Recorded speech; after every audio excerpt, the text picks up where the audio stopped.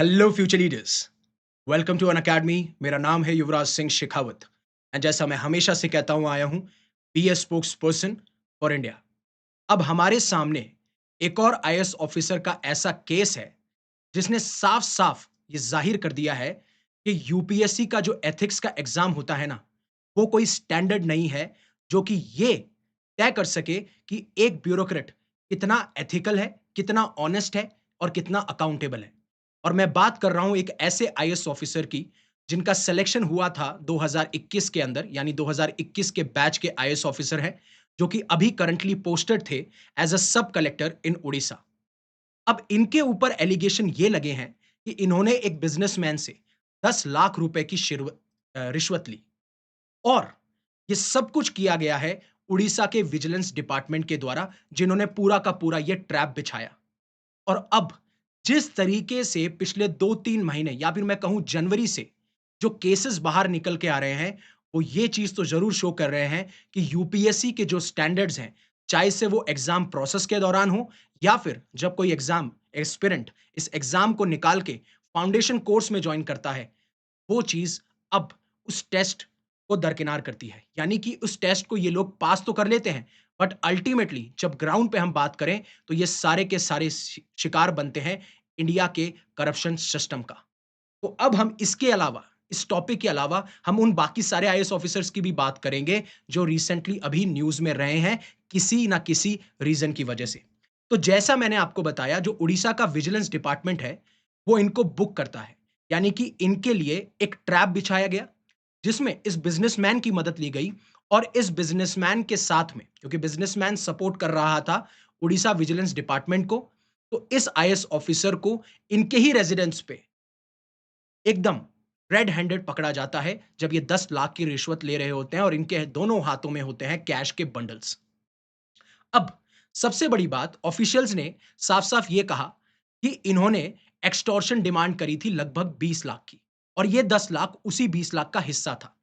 अब एक local businessman ने ये कंप्लेन किया कि उसे फोर्सफुली या जबरन ये कहा जा रहा है कि आपको ये पैसे देने पड़ेंगे, नहीं तो आपको गवर्नमेंट ऑफिशियल से बहुत ज्यादा दिक्कत आएगी या फिर आपको थ्रेट भी फेस करने पड़ सकते हैं।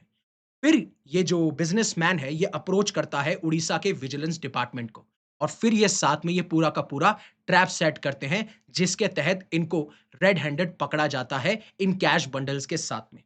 इवन ये रिसेंटली ही अभी आईएएस ऑफिसर बने थे, जैसा मैंने बताया 2021 के बैच के ये आईएएस ऑफिसर थे। और जो स्ट्रिंग ऑपरेशन चलाया गया उसमें केमिकल टेस्ट के थ्रू ये पता चलता है कि इनके हाथों का ट्रेस मिला जब इन्होंने जो बंडल्स थे उनको अपने हाथ में रख रखा था। बट सबसे इंपॉर्टेंट बात ये है कि एक ऐसा इंडिविजुअल जो कि एनआईटी ग्रेजुएट है, आज वो एक अक्यूज्ड ऑफिसर बन चुका है। और यहां तक बात नहीं थमती, एक बार हम इनका बैकग्राउंड जानेंगे, उसके बाद में देखेंगे कि और क्या खुलासे हमें देखने को मिले हैं। तो जो धीमन चकमा है, इनका एक स्ट्रॉन्ग एकेडमिक बैकग्राउंड रहा है। पहले इन्होंने एनआईटी अगरतला से कंप्यूटर साइंस करी, फिर उसके बाद में इन्होंने यूपीएससी का एग्जाम क्लियर किया। पहले ये इंडियन फॉरेस्ट ऑफिसर थे, उसके बाद में ये इंडियन एडमिनिस्ट्रेटिव सर्विस यानी कि आईएएस ऑफिसर बनते हैं।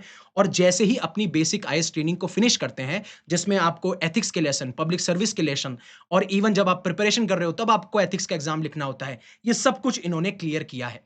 बट क्या ये चीज़ ये दर्शाती है कि आपने एग्जाम्स क्लियर किए, आपने ये पब्लिक सर्विस की ट्रेनिंग ली, आप honesty, transparency, accountability, ethics in सब की बात भी करते हो, आपको ये सिखाया भी जाता है, फिर भी आज के टाइम पे और काफ़ी टाइम से आपको देखने को मिलेगा काफ़ी सारे आईएएस ऑफिसर्स इस टेस्ट को फेल कर जाते हैं when they are really serving the nation, means when they are really serving the masses.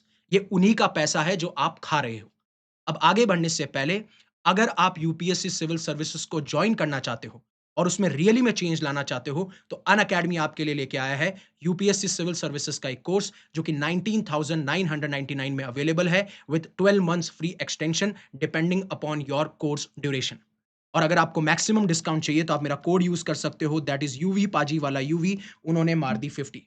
अब चाहे से हिंदी मीडियम हो, इंग्लिश मीडियम हो, बायलैंग्वेज हो, सबके लिए हमारे पास में कोर्सेज हैं। आगाज में मैंने इकोनॉमिक्स पढ़ाई है, नीव के अंदर मैंने इकोनॉमिक्स पढ़ाई है, आगाज के अंदर मैंने साइंस एंड टेक और एनवायरनमेंट पढ़ाया है। वहीं पे आप देख सकते हो हमारी one of the best team है, जो कि आपकी सारी डिमांड्स को कैटर करने के लिए रेडी है। एक बार आप ज़रूर ट्रस्ट दिखाइएगा। आप अगर देखना चाहें तो इन सारे टीचर्स के लेक्चर्स यूट्यूब पे देख सकते हैं। आप फ्री क्लासेस अटेंड कर सकते हैं, सो दैट आपको ये पता चले कि क्या क्वालिटी मेंटेन की जा रही है। तो लोग आज यही सवाल पूछ रहे हैं कि क्या एथिक्स का जो यूपीएससी पेपर है, वो फेल कर गया ऑफिसर्स को प्रॉपर्ली प्रिपेयर करने में? और सिर्फ पेपर ही क्यों, साथ-साथ में आपकी ट्रेनिंग भी फेल कर गई। जो इंटरव्यू लिए गए इन लोगों के, जिसमें कि आप ये चीज़ चेक करते हो, तो क्या आपसे भूल हो गई? या फिर आपने गलत कैंडिडेट को ले लिया, राइट? तो कई बार होता ये है, academically may be they are brilliant, but are they are ethical, they are honest, they are accountable? That is the one thing which is difficult to measure. और उसके लिए यूपीएससी को कुछ ना कुछ ऐसे चेंजेस लाने पड़ेंगे, कुछ ना कैसे ऐसे टेस्ट इज़ाद करने पड़ेंगे, जिसकी वजह से हम रियली में ये चेक कर पाएँ। और सबसे बड़ी बात है, काफ़ी सारे लोग ये कह रहे हैं कि ये बहुत रेयर है कि ऐसा यंग ऑफिसर जो है, स्टिल अभी वो नया-नया जॉब में लगा है, उसको अभी 10 लाख के ब्राइब केस में पकड़ लिया गया। तो इसका मतलब है कि नया-नया है, तो रेयर है। और अगर कोई सीनियर हो चुका है, तो उसके लिए नॉर्मल बात है। क्यों? क्योंकि पहले ऐसे केसेज़ आते रहे हैं और सीनियर ऑफिसर ऐसे करते रहे हैं। ऑफिसर, ऑफिसर होता है।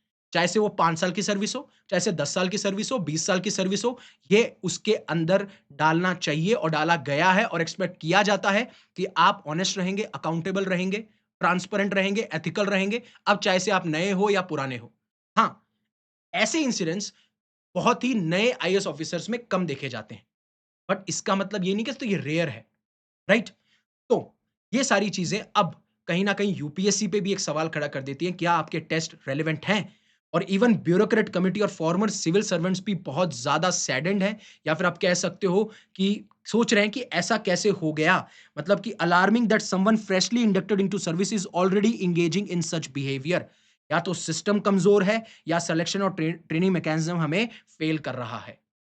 और इवन जो अब रिसर्चेस चल रही हैं, इवन जब बाद में सब्सिक्वेंट सर्चेस की गई, जहाँ पे चकमा के जो ऑफिशियल क्वार्टर्स है, वहाँ पे 47 लाख रुपए और ऐसे मिले हैं, जो कि अनअकाउंटेड कैश है।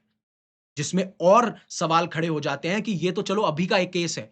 47 लाख रुपए इकट्ठे किए होंगे, तो पता नहीं कितने टाइम से ये ब्राइबरी कर रहे होंगे।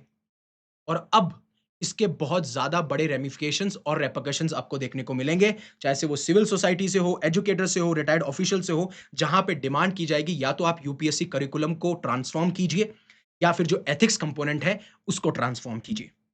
लेकिन सिर्फ ये एक आईएएस ऑफिसर की बात नहीं, मैं पिछले 4-5 महीने की बात बताता हूँ, कैसे ये लोग ऑनेस्टी को, ट्रांसपेरेंसी को, अकाउंटेबिलिटी को दरकिनार करते हैं। एक है झारखंड के आईएएस ऑफिसर विनय कुमार चौबे, जिनको एक्साइज़ स्कैम के अंदर अरेस्ट किया गया एंड अभी वो जुडिशियल कस्टडी के अंदर हैं। अब विनय कुमार चौबे साहब एक सीनियर आईएएस ऑफिसर हैं झारखंड से, जिनको मई 20 2025 को अरेस्ट किया जाता है, राइट? और इनको अरेस्ट किया जाता है झारखंड के एंटी करप्शन ब्यूरो के साथ में, जिस तरीके से इन्होंने एक लिकर स्कैम किया। अब ये प्रीवियसली इंचार्ज थे एक्साइज डिपार्टमेंट के, और इवन बाद में पंचायती राज डिपार्टमेंट के भी ये आप कह सकते हो इंचार्ज थे। अब इस टाइम पे जब ये स्कैम को अनर्थ किया जाता है, तो ये स्कैम अराउंड 2100 करोड़ का होता है, जिसमें बहुत सारे ऑफिसर्स इन्वॉल्व होते हैं, जैसे वो झारखंड से हो, छत्तीसगढ़ से हो, जिन्होंने पब्लिक मनी का मिसयूज किया और इस लिकर पॉलिसी में इलीगल चेंजेस किए, जिसकी वजह से इन्होंने ये पैसा कमाया और इस पैसे के स्कैम के दौरान इनको, विनय कुमार चौबे को अरेस्ट किया गया। दूसरा साजीव हंस संजीव हंस, इनके बारे में तो सब जानते हैं। ये एक सीनियर आईएएस ऑफिसर हैं 1997 बैच के। इनको जनवरी 2025 में अरेस्ट किया गया, जिस तरीके से इन्होंने इल्लीगली पैसा बनाया है। और इन्होंने बहुत बड़े-बड़े रोल्स पे रहे हैं, चाहे से पर्सनल सेक्रेटरी हों, union minister and head of Bihar's energy department रहे हों। इनके ऊपर ये इल्ज़ाम लगते हैं कि इन्होंने बहुत सारी ब्राइब्स ली हैं। इवन इन्होंने 4% कट भी माँगा था, जो इन्होंने कॉन्ट्रैक्ट्स उन कंपनीज़ को दिए, जो वो कंपनीज़ अनक्वालिफाइड थी उन कॉन्ट्रैक्ट्स के लिए। तो उन अनक्वालिफाइड कंपनीज़ ने कहा कि हम आपको पैसा देंगे, आप हमें बस कॉन्ट्रैक्ट दिला दो। तो इस तरीके से इन्होंने 4% कट माँगा उस कॉन्ट्रैक्ट के अंदर, और साथ-साथ में ब्राइब्स तो लेते हुए नज़र आते हैं। और कहा जाता है कि इन्होंने प्रॉपर्टी बाय की थी अपने पापा के नाम पे, अपने गर्लफ्रेंड के नाम पे, जिससे कि पैसे को हाइड किया जा सके। तो मतलब आप पूरी फैमिली पे धब्बा लगा रहे हो, राइट? और आप उन्हीं का नाम इस्तेमाल कर रहे हो। और फिर आते हैं प्रदीप शर्मा साहब, जिसमें गुजरात कोर्ट ने, जो एक एक्स आईएएस ऑफिसर हैं, उनको 3 साल की जेल दी, ठीक है? 3 अदर्स, इनके साथ में 3 साल थी, उनको 5 साल की जेल दी गई एक लैंड अलॉटमेंट केस में। तो इनको सेंटेंस दिया गया था 5 साल का, जनवरी 20 2025 को, एक 2004 का जो लैंड स्कैम हुआ था कच्छ, गुजरात में।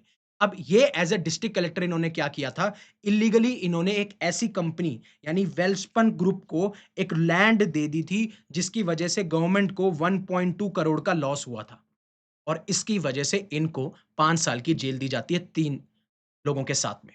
और वहीं पे जो अब आपको fake EWS, fake OBC certificate, even जो पूजा खेडकर का केस था, जहाँ पे उन्होंने फेक पीडब्ल्यूडी जो पीडब्ल्यूबीडी सर्टिफिकेट होता है, यानी कि पर्सन विद डिसेबिलिटी वाला सर्टिफिकेट होता है, उसका इस्तेमाल किया। आईएएस रवि सिहाग पे अभी इन्वेस्टिगेशन चल रही है कि क्या इन्होंने फेक ईडब्ल्यूएस लगाया था जब इनका 2021 में सिलेक्शन हुआ। वहीं पे जो टीना डाबी के बैच के एक ऑफिसर हैं आसिफ के यूसुफ, उन पे भी एलिगेशन लग रहे हैं कि उन्होंने फॉर्जरी करी है, उन्होंने फेक डॉक्यूमेंट बनाया था ओबीसी का, जिससे उन्हें ये रैंक मिल सके। तो सिर्फ ब्राइबरी केसेस नहीं है, साथ-साथ में fake OBC certificates, EWS certificate के भी केसेस हैं। तो ये सवाल उठाते हैं यूपीएससी करिकुलम पे, ये सवाल उठाते हैं यूपीएससी एथिक्स पेपर पे, ये सवाल उठाते हैं यूपीएससी इंटरव्यू बोर्ड पे, ये सवाल उठाते हैं यूपीएससी के फाउंडेशन कोर्स में जो आप पब्लिक सर्विस वैल्यूज़ और साथ-साथ में एथिक्स की क्लासेस देते हो उन पे। क्यों इतना सब कुछ होने के बावजूद भी ये लोग करप्शन कर रहे हैं, फेक सर्टिफिकेट्स का इस्तेमाल कर रहे हैं? जब इन्हें कहा जाता है कि ये इम्पार्शियल रहेंगे, तो क्यों ये एक पार्टीज़ की तरफ पार्शियल रह रहे हैं? ये सारे सवाल यूपीएससी को पूछने पड़ेंगे अपने आप से भी और इन लोगों से भी, जिससे कि ये आइडेंटिफ़ाई कर सके कि हम क्या ऐसे चेंजेज़ लेके आएँ। उससे पहले अगर आप मेंस की तैयारी कर रहे हैं, तो हमने लॉन्च किया है एक मेंस का क्वालिटी एनरिचमेंट प्रोग्राम, जिसमें कि आप ऑप्शनल्स के अंदर 250 प्लस जो है स्कोर सकते हो नाउ एट जस्ट 999, ठीक? So thank you very much for giving me your precious asset that is your time. And जैसा मैंने आपको बताया, ये सिचुएशन काफ़ी टाइम से अनफ़ोल्डेड हो रही है कि जहाँ पे हमें देखने को मिल रहा है कि कैसे आईएएस ऑफ़िसर्स अपने पावर्स का मिसयूज़ कर रहे हैं, करप्शन कर रहे हैं और जो इंडिया का करप्शन सिस्टम है, उसमें बस बढ़ावा ही मिल रहा है लोगों को। कोई ब्राइब ले रहा है, तो कोई सर्टिफ़िकेट का इस्तेमाल कर रहा है। ये सारे केसेस थे जो रिसेंटली अभी 3 से 5 महीने के अंदर हुए हैं। उन सारे केसेस के बारे में बात करी। अगर आपको अच्छा लगा हो तो प्लीज़ इसे लाइक कीजिएगा। Thank you very much for giving me precious time. Stay safe, stay happy, take care. जय हिंद, जय भारत।